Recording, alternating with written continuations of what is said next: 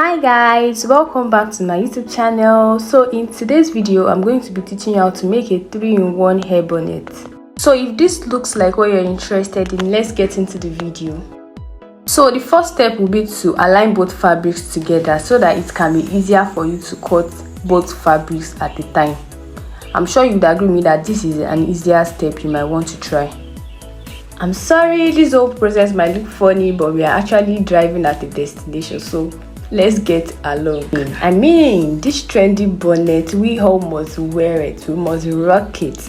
Alright, so the next thing I'm going to be doing now is to cut out the part I want to use, the portion I want to use. So I'm going to be measuring 50 inches for the width, 50 inches for the width, and I'm going to be measuring double of that for the length, which is 30 inches. After which I'm going to be cutting it out. Now the main thing we want to achieve here is a circumference. So what I'm just doing is to form a base for it. Alright, so once I'm done, I'm going to be folding it to achieve my circumference. So for my circumference, I'm going to be measuring 15 inches round to give me a round curve, just like you can see in the video. Guys, so I already have my hair bonnet circumference sitting pretty. So the next thing to do is for me to pin the faces together. So I'm going to be pinning the faces together so that I can have a firm circumference while stitching.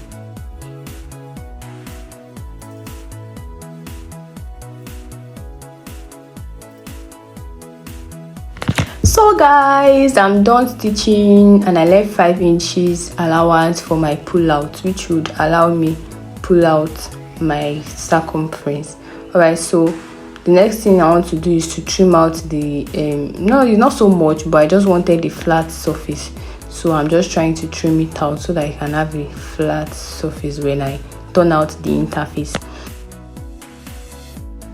My love, so I'm done with the interface. So if you've been following my video, this should be the result you are getting. If you're not getting this, then something is wrong somewhere. So guys, let's relocate to the sewing machine table because that's where the main work is. So here I'm going to be making use of my lycra for the band. I'm making use of 20 inches circumference, that's for the width, and I'm making use of 5 inches for the length, that's for the band length. So we are going to be doubling that to give you 5 inches, obviously. Alright, so this is the first step of how you can achieve this hair bonnet. So if this is looking interesting and you are enjoying me, just make sure you subscribe to my YouTube channel. Please don't mind my trade, I'm begging you. Don't mind my trade, just ignore my trade because this is all I have. Another thing I want you to pay attention to here is the alignment of your pleats. So here you're going to be doing double work. You're going to make sure you're aligning your pleats well and maintaining the sizes, and at the same time you're also going to make sure that you're stretching the band so that at the end of the day you have a well balanced hair bonnet, right? So you're going to be maintaining these same procedures till you get to the end of your circumference.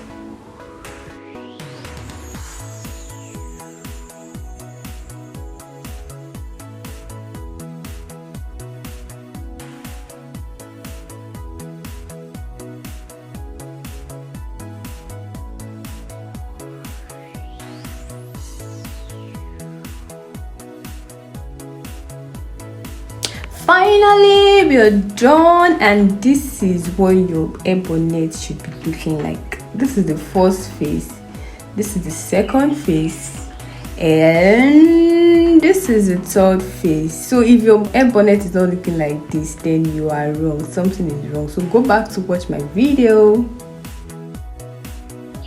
So guys, one thing I want you all to know is that fashion is an art and there are different techniques you can use to achieve a particular style. So that is why we're going to be trying another method in achieving our 3-in-1 hair bonnet. So the very first step is to pleat your circumference. So here you're going to carefully pleat your circumference just the way you want it on the hair bonnet. So I'm going to be doing this all through till I get to the end of my pleat.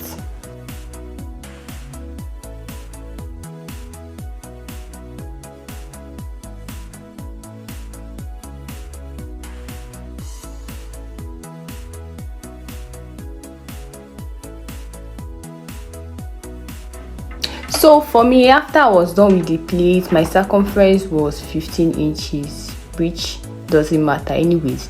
So for the band, I used the same I used at first, and I did this round the circumference. So apparently this should give you the same results. And yeah, so this brings me to the end of today's tutorial. Thank you for watching. See you guys in my next video. Bye.